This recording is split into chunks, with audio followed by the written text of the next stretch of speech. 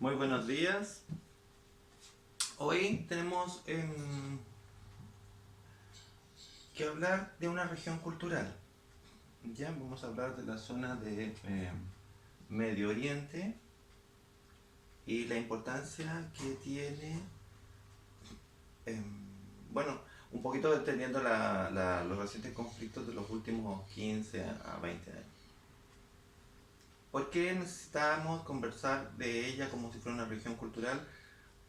Porque es un conjunto de países en donde la mayoría fueron creados a partir de la primera guerra mundial. Entonces, por lo tanto, a pesar de la multiplicidad de países que uno encuentra aquí, se está refiriendo a una zona cultural en particular. Porque también está dentro del contexto que da la globalización. Porque esta región cultural, el Islam, eh, se enfrenta a la globalización y muchos de sus miembros van a tomar una posición de resistencia. ¿Qué les decía yo en clases anteriores? Que la globalización, uno de los miedos de la globalización, pero no de la globalización en sí, sino de quienes se adhieren al proceso globalizador, es la occidentalización. ¿Ya? Esta sucesión rápida de cambios, la incorporación a los sistemas financieros, eh, el uso de redes, tanto tecnológicas como comunicacionales. Entonces se produce un cambio.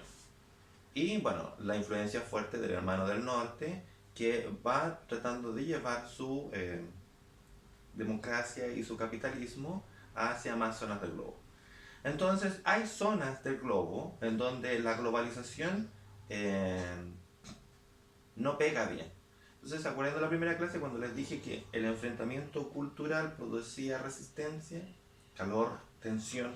Ya, bueno, esta es una de las zonas de Medio Oriente, que donde la tensión es más patente y es más fácil de poder analizar. ¿Qué sabemos del Islam? El Islam, primero, no es una religión, ya es una cultura. Eso es lo que nosotros cuando hacemos el análisis, vemos tantas religiones. No. Para entenderlo, claro, tienen patrones espirituales y, y aspectos que tienen que ver justamente con que nosotros la identifiquemos como una religión. Pero es más que una religión, es una cultura, es un sistema de gobierno. ¿Ya? Mahoma lo que trata de hacer es de buscar una cosmovisión que permita la unidad de la península arábica. ¿Ya? Entonces, para eso establece un sistema político, un sistema jurídico. ¿Ya? El sistema jurídico, la Sharia, esta ley del mundo musulmán, tiene un sentido en que en el momento en que tú te incorporas al mundo musulmán, tú perteneces a una comunidad. Es decir, también tiene un sentido de ciudadanía el Islam. Entonces, tengo notaritos aquí. Este sistema de ciudadanía, o la umma, ¿ya? Ah, em, te permite separarte o crear un nuevo nivel dentro de lo que nosotros conocemos territorial. Entonces, tenemos los países como una primera capa dentro de un territorio que tiene ciertas características que nos hacen más o menos interesante. Bueno, todo es interesante, pero ahora lo que yo voy es respecto de esta zona en particular. Y luego una tercera capa, que es las características culturales. ¿Ya? El Islam como un patrón cultural, que tiene aristas espirituales, de ahí la conceptualización de la religión, pero también político, porque se organiza, estos países se organizan de una forma diferente a lo que nosotros conocemos. ¿Qué es el escenario que nosotros deberíamos contextualizar para poder entender esta región? Primero, el Estado-Nación aquí no aplica. Aunque usted reconoce muchos países, no son Estados-naciones. Usted tiene una región, una región cultural que agrupa diferentes países, eh, donde cada uno quiere tener mayor o menor influencia, mayor o menor control, mayor o menor tamaño. Los más importantes en esta zona son Arabia Saudita, que es justamente la cuna del profeta Mahoma, y Irán, ¿ya? En toda esta zona que tenemos, el antiguo imperio persa. ¿Ya? Son como los dos núcleos centrales de mayor peso económico, político, militar de la región.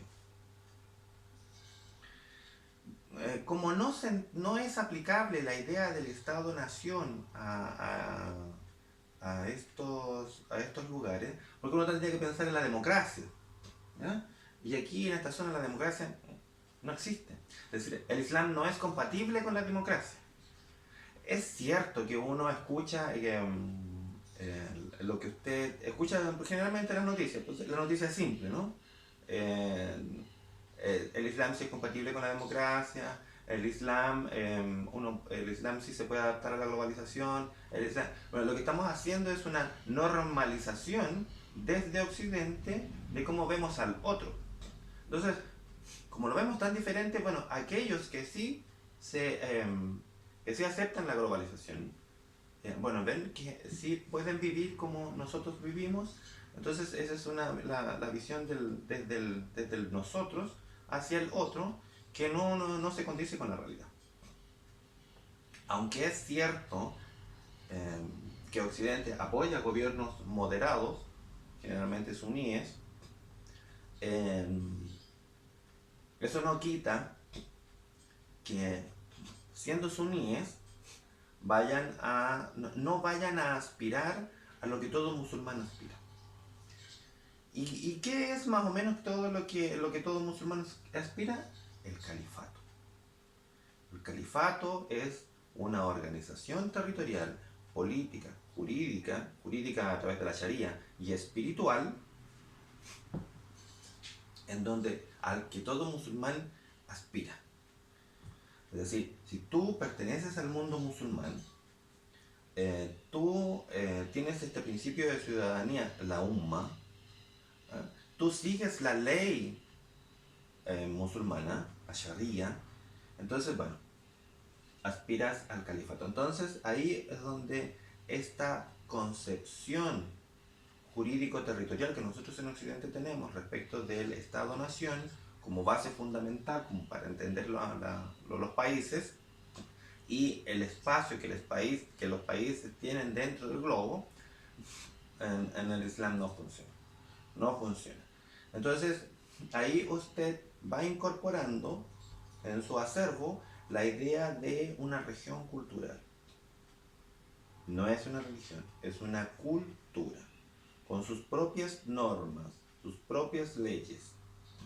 Entonces, las excepciones van confirmando la regla. Es cierto que hay gobiernos, personas, porque esto es un tema individual, no hablemos de gobiernos, personas que, claro, se adaptan a la globalización y entran a jugar con sus reglas.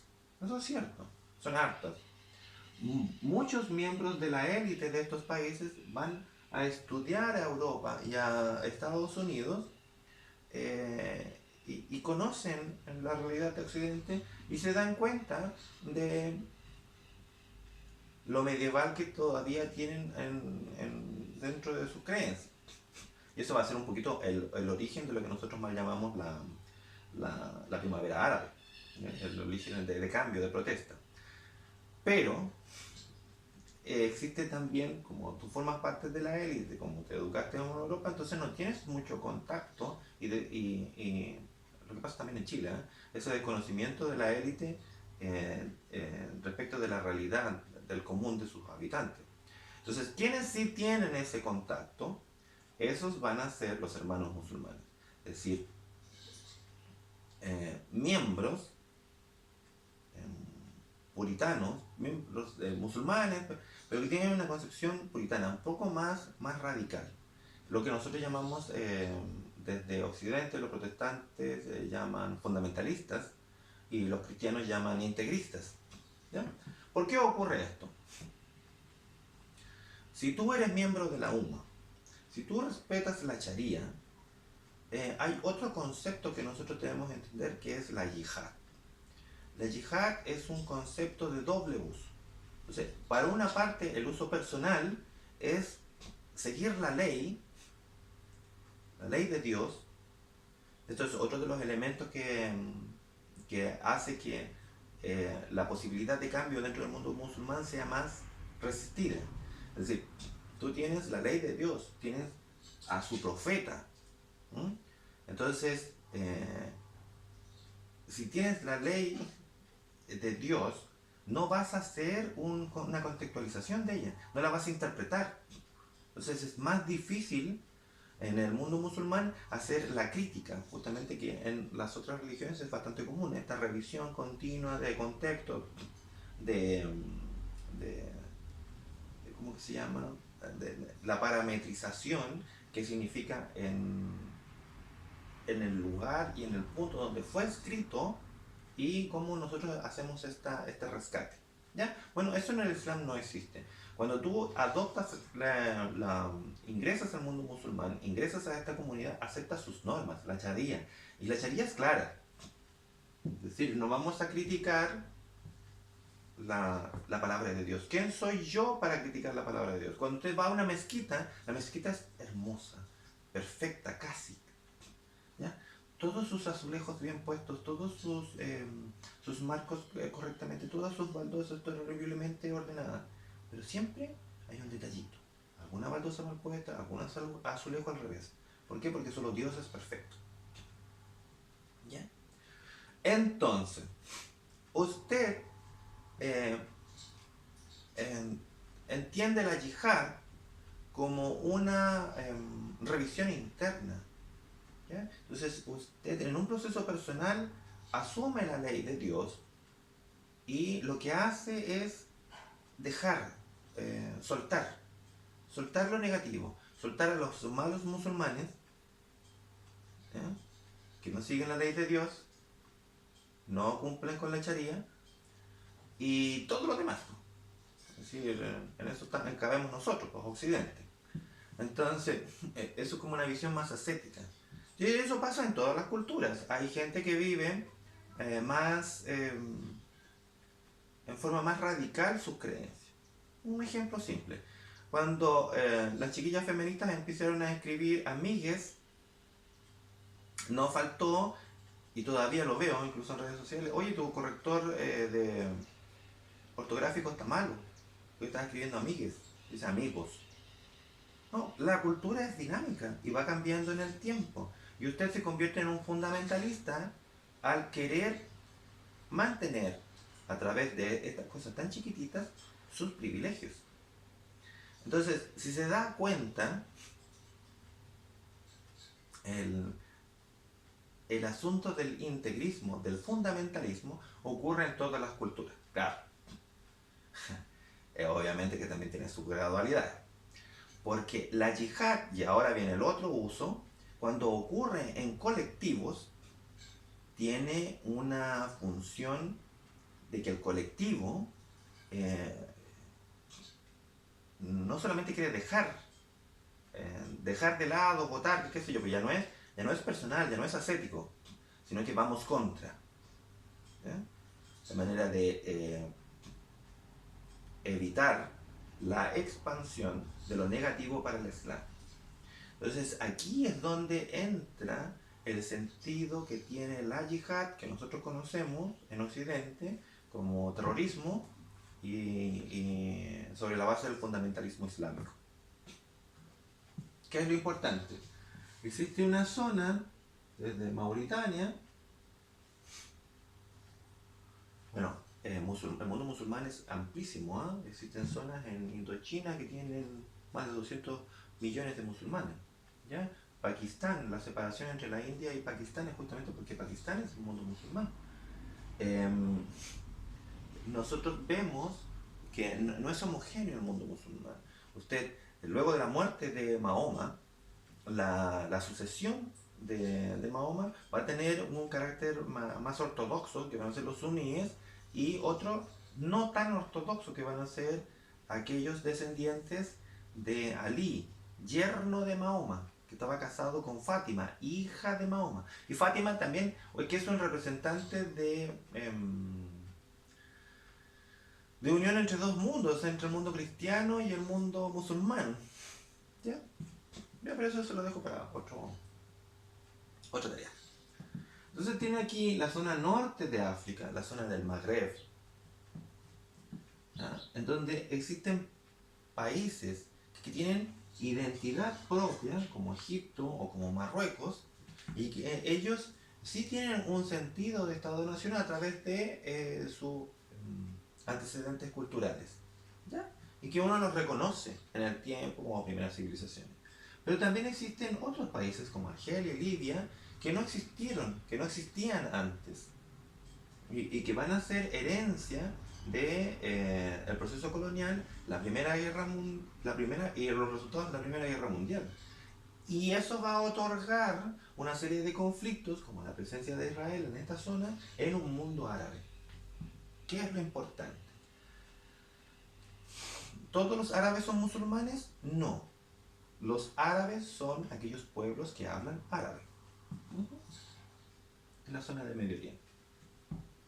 Estamos por aquí, ¿no? Porque Irán no es árabe. Luego, si todos los musulmanes no son árabes, ¿qué son?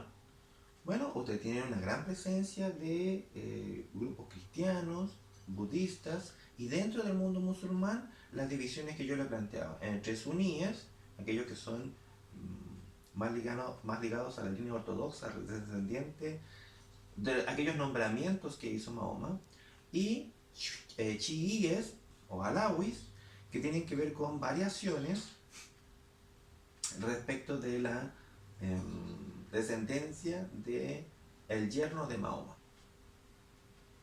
¿Qué proporción hay? Entre un 80% son suníes y un 15% chiíes.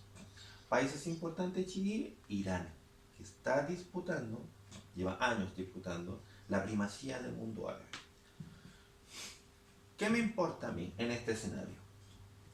Usted ya ve que hay una franja, bueno, en África, entre paréntesis, el Sáhara, pero al sur del Sáhara existe una franja que se llama Sahel, en donde va a encontrar países, pero que van a ser recorridos por los pueblos musulmanes que no son árabes, ¿ya? En un proceso de expansión territorial. Nigeria. Nigeria va a tener a Boko Haram, que domina un territorio que es más grande que varios países de Europa, ¿ya? Y va a controlar alrededor, y tiene un ejército de 40.000 hombres. ¿Por qué le digo esto? Porque aunque esto usted lo vea como una región cultural, dentro de aquellos que se resisten a la globalización, existen grupos amplios que lo hacen a través de formas democráticas para tratar de acceder al poder. Como no existe la democracia, entonces van a tratar de ir derrocando los gobiernos. Como tampoco existe el Estado de Derecho, entonces no, la policía, los militares no los van a tratar muy bien nomás, y por lo tanto van a tener que huir.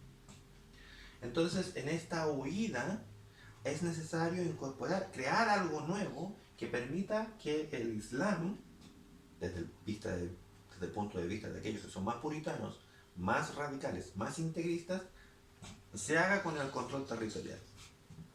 De ahí viene Al-Qaeda. Al-Qaeda, y lo dice el profesor Portero, es un concepto genial, porque no busca el control territorial, porque las fronteras hay que defenderlas, los territorios hay que mantenerlos, ¿ya? Entonces Al Qaeda lo que busca es el impacto, es el impacto en la emocionalidad. ¿Ya? Y la emocionalidad es muy importante porque por la emocionalidad la mayoría de la gente vota, pero por la emocionalidad la mayoría de la gente también toma decisiones. Entonces, si ellos producen cambios en la emocionalidad de las personas, tanto de los que viven en esta zona como de Occidente, es posible alcanzar el control también de los espacios. Bueno, luego del ataque de las Torres Gemelas y de la destrucción de... Bueno, estamos hablando de otra vez de la élite, ¿eh? Es decir, son personas que estudiaron en Stanford, en el MIT, que van a dirigir estos grupos. Bueno, no a cualquier hijo de vecino se le va a ocurrir, vamos a fundar una organización. A todo esto, es una organización que tiene sedes regionales. Hay Al-Qaeda en la India, hay Al-Qaeda en Mesopotamia, hay Al-Qaeda en Europa, hay Al-Qaeda en la península arábica, hay Al-Qaeda en todas partes. Entonces, el, el, para administrar esto se requieren muchos fondos. Hay en la península arábica y en Irán y en otros lugares del globo aportes para la mantención de Al-Qaeda. Entonces, y de aquí vamos a ir saltando a otro elemento. Las diferencias que hay entre estos grupos pertenecientes a la misma organización, producto de sus liderazgos personales, todos hombres, hace que se produzcan fricciones entre ellos. Y una de estas fricciones va a ser entre Al-Qaeda, que está en la península arábica, y Al-Qaeda en Mesopotamia. Se va a producir un quiebre. A todo esto también hay temas externos, que Estados Unidos sigue persiguiendo a los miembros de Al-Qaeda y matándolos. Y por un tema electoral va a abandonar Irak. Y al abandonar Irak se va a producir un vacío de poder. Y ahí es donde una de las visiones, que en este caso es de Al-Qaeda Mesopotamia, va a decir, bueno, ya llegó el momento en que tomemos el control de los territorios. ¿Y qué es lo que vamos a hacer? Construir el califato.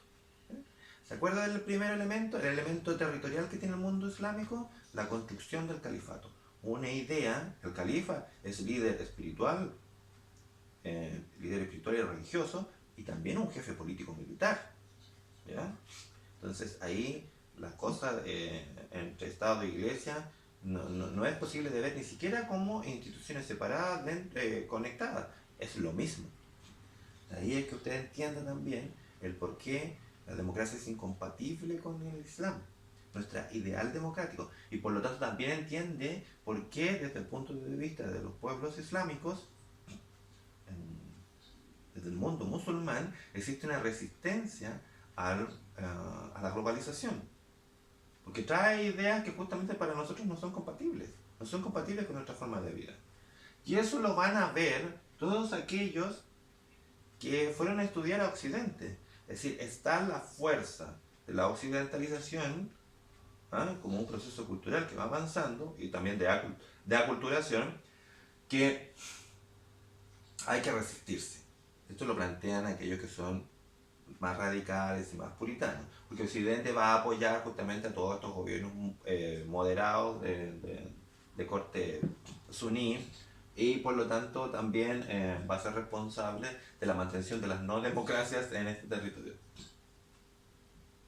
No solamente Estados Unidos, también Europa. Europa es causante de una serie de conflictos en la zona, es decir, cuando por las razones que ellos argumenten, ellos cierran la inmigración, todo el proceso migratorio que estaba yéndose desde África al norte, producto del cambio climático, va a producir una zona de tensión en Libia,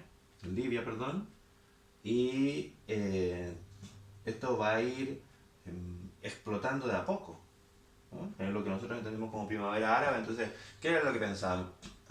Lo que pasa es que están protestando porque quieren democracia.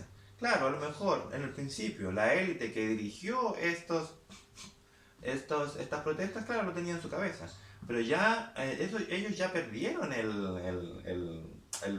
la dirección de estas protestas y la asumen aquellos que llevan años trabajando a través de la construcción de madrazas, a través de la reeducación, a través de ir explicando, ¿eh?, a los millones de personas que viven en esta zona por qué son pobres. Y bueno, asumir que el enemigo está afuera. Bien, entonces se va a producir lo que les contaba, un vacío de poder en la zona que va a intentar ocupar Al Qaeda y que nosotros conocemos ya, ahí cambia, muta, qué sé yo, a una organización que es diferente, porque ya la idea de Al Qaeda como un modelo de construcción de producciones para producir impactos emocionales ya no es tal, y ahora lo que hay es la ocupación territorial, ¿ah? La idea de construir el califato, y por lo tanto van a ir ganando, durante varios años van a ir ganando una serie de batallas. En Irak, los suníes van a pedir apoyo al Estado Islámico justamente para contener el avance chií, ¿ya? Entonces, aquí una serie de cambios que se dan. Durante muchos años, Estados Unidos y Occidente alentó al gobierno iraquí a mantener a raya a los iraníes, con dinero, con armas y con pertrechos. Durante la Guerra Fría, Irán era apoyado por Rusia, por la Unión Soviética, e Irak era apoyado por Occidente, Estados Unidos principalmente. ¿Ya? El asunto es que, como los tiempos van cambiando, el crecimiento del Estado Islámico con ejército suní, con fuerzas suníes, con armas de Occidente, va a ser combatido por Irán. Y Occidente va a tener que cambiar su visión respecto a Irán y lo va a apoyar a Irán. Bueno, Rusia también lo va a hacer, para combatir el crecimiento del Estado Islámico. Y el crecimiento del Estado Islámico en su construcción del califato va a pedir apoyos, mucha gente va a migrar para allá a luchar, musulmanes, de todo color, signo, raza, porque eso es lo que tiene el mundo musulmán. El mundo musulmán no es racista. Si tú te haces musulmán y sigues la charía, formas parte de la UMA, y por lo tanto aspiras al califato, puedo decirte. Hay cierta lógica en su planteamiento.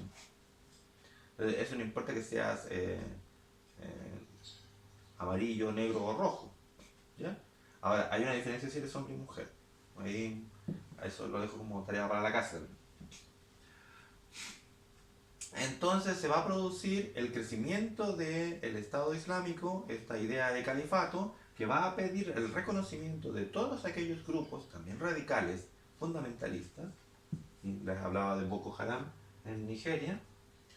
El reconocimiento de la construcción del califato, y que estos que están aquí son aquellos que van a mandar al mundo musulmán. Entonces, esto es una guerra civil, es un conflicto interno que se va a producir en el mundo musulmán de profunda importancia para nuestra historia reciente. Va a transformar la zona, va a transformar totalmente la zona. Y bueno, los resultados ya los conocemos, tienen una serie de, le vamos a poner, externalidades negativas respecto de otros pueblos. La guerra en Siria continúa. La desconfianza del mundo árabe a los judíos también continúa. Bien, no me quiero extender mucho, pero quiero que se entienda un poco la idea de región cultural, en el sentido que tiene el Islam en esta zona, y también la idea de cómo conciben ellos el territorio. No es de la misma forma que nosotros entendemos el Estado-Nación. Aquí, a pesar de que hay países, hay gradualidad respecto de la identidad que los musulmanes tienen respecto del lugar del que habitan. No es lo mismo ser musulmán en Egipto, con una profunda raíz cultural, que ser musulmán en Jordania, por ejemplo, que es un país inventado. ¿Ya? ¿Y cómo se hace la apropiación territorial? Esto es a través del califato. La idea del mundo musulmán, y lo quiero reiterar, es la construcción de un califato. Ahora, ¿cómo se hace esto en otras regiones? Nosotros aquí en Chile no tenemos una gran proporción de musulmanes, pero sí, por ejemplo, en Francia es la segunda religión más importante. Es decir, la cantidad de personas que se profesan como musulmanes es altísima. Ya, ahí viene una idea de jurídico territorial diferente. Es decir, el mundo musulmán aspira al califato, es cierto, pero a través de un sistema jurídico, la Sharia. Entonces, no es posible, y eso es incompatible con Occidente, que aquellas personas que siendo musulmanes que viven en Occidente se rijan por la Sharia. ¿Ya? Eso no, no, no, no pega en Occidente. Ese sería un cambio. Si Occidente entendiera, aceptara o quisiera eso, también sería una idea que es medieval. Es decir, cada lugar, el derecho común no existe, entonces cada lugar tiene sus propias normas. ¿Bien? Eso eso es un retroceso. Eso es un retroceso.